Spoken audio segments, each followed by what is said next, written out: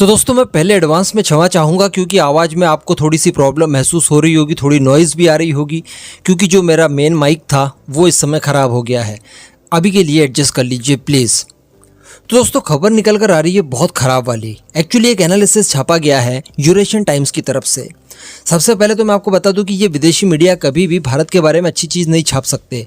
इन्हें ऐसा लिखना था, अब चूंकि इनकी मजबूरी थी, इन्हें बताना था कि जो हमारा तेजस है वो उसकी कैटेगरी के दुनिया के सभी फाइटर जेट में सबसे सर्वश्रेष्ठ है। लेकिन इस बात को ये लोग किस तरह से लिखते हैं कि भारत ने चूंकि केवल 65% तक ही पार्ट्स अपने स्वदेशी इस्तेमाल किए हैं, बाकी के विदेशों से खरीदे हैं।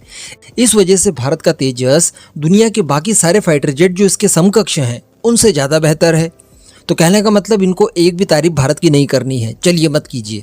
लेकिन इसी मामले को लेकर इन्होंने एक सच छापा है और इस सच को आपको और मुझे स्वीकार करना होगा। सबसे पहले तो मैं आपको बता दूं कि अगर आप टेक्नोलॉजी ट्रांसफ़र किसी चीज़ की ले लेते हैं और साथ में आईपी राइट भी ले लेते हैं, इसका मतलब ये कतई भी नहीं हो गया कि आप उस टेक्नोलॉजी को खुद के बूते कभी भी जब चाहे तब डेवलप कर सकते हैं। एक्सपोर्ट करना तो छोड़ दीजिए बाबू, आप उसे बना पाएँ ये भी बहुत मुश्किल है।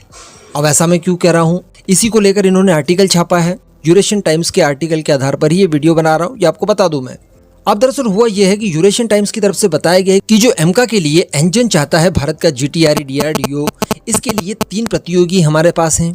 हम सभी जानते हैं रॉल्स रॉयस की तरफ से भी ऑफर आया है, साफरान की तरफ से भी ऑफर आया है और साथ में जनरल इलेक्ट्रिक की तरफ से भी ऑफर आया है।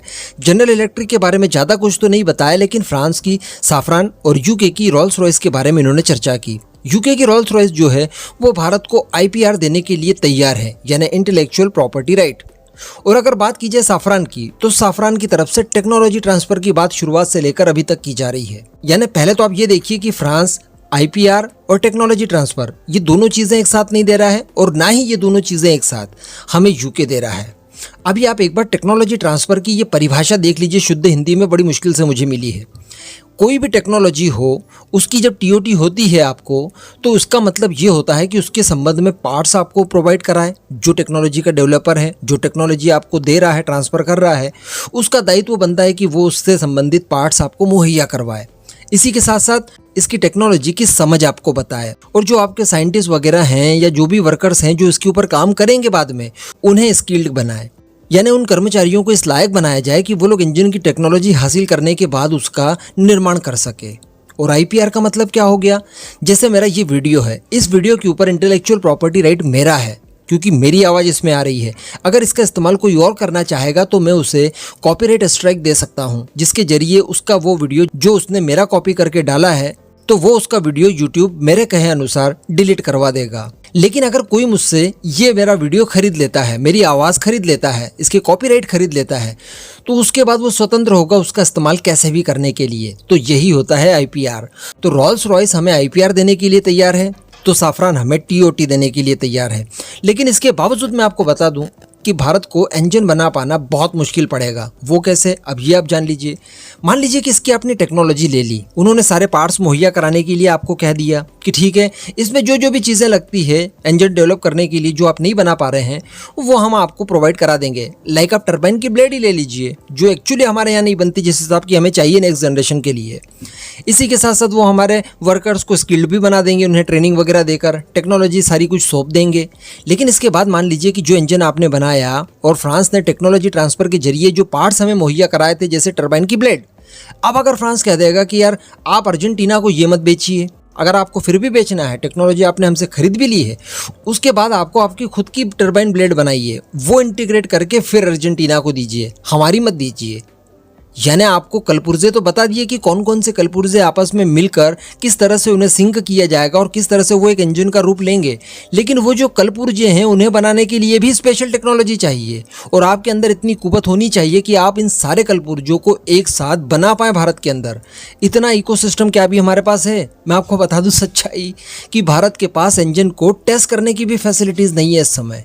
भाई ये खबर पढ़ के यकीन मानिए मुझे बहुत बुरा लगा, लेकिन ये वास्तविकता है कि हम लोग इस समय बिल्कुल भी तैयार नहीं हैं इंजन को डेवलप करने के लिए।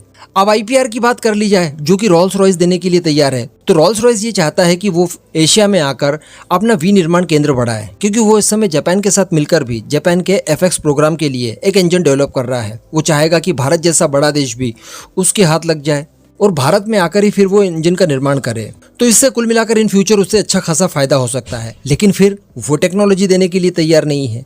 आप दोनों ही पार्टीज को इसलिए कन्विंस करने के लिए मजबूर कर ही नहीं सकते इस समय कि वो आपको दोनों चीज़ें एक साथ दे दे। और दोनों चीज़ें अगर आपको एक साथ दे भी दें, उसके बाद भी आपके अंदर इतनी कैपेबिलिटी फिलहाल तो नहीं है कि आप वो सारी चीज़ें घर पर डेवलप कर पाएँ। कहने का मतलब हमको उसके बाद भी इनके ऊपर निर्भर रहना पड़ेगा। अब यहीं पर खेल शुरू होता है। अब चूंकि जैसा हम जानते हैं कि कोई भी चीज़ ले लो, अब आपको निर्भरता तो उसके बाद भी रहेगी, तो उस निर्भरता को आपको लंबे समय तक कौन पूरी करके दे सकता है? यूके और फ्रांस। समझ रहे हैं आप? तो यहाँ पर फिर डिप्लोमेसी काम आएगी, जहाँ पर आपके डिप्लोमेटिक रिलेशनशिप अच्छे होंगे जिस देश के साथ, ऑब्वियसली आपको उस देश के साथ जाना फायदे का सौदा कहलाएगा। तो ये कुछ चीज़ें निकल कर सामने आई है, कहने का मतलब बहुत ज़्यादा मुश्किल है, बहुत ही ज़्यादा। इसके लिए यकीनन हमें फिर से प्रयास करते हुए हमारे कावेरी इंजन को रिवाइव करना बहुत ज़्यादा अनिवार्य हो जाता है। वैसे यहाँ पर मैं आपको एक और बात बता दूँ, इस समय जब ट्रस्ट की बात निकल आई है तो आप फ्रांस का नाम सोच रहे होंगे कि फ्रांस हमारे लिए ज़्यादा ट्रस्टफुल है बजाय यूके के, तो ठीक है। लेकिन आप एक बार ये देखिए कि जब ऑफसेट क्लोज हमें मिले थे रफाल के साथ, तो उसमें हमने ये भी प्रावधान रखे थे कि फ्रांस की साफरान भारत के जीटीआरई को मदद करेगी कावेरी प्रोग्राम में आने वाली बाधाओं को दूर करने के लिए। लेकिन क्या उन्होंने किया?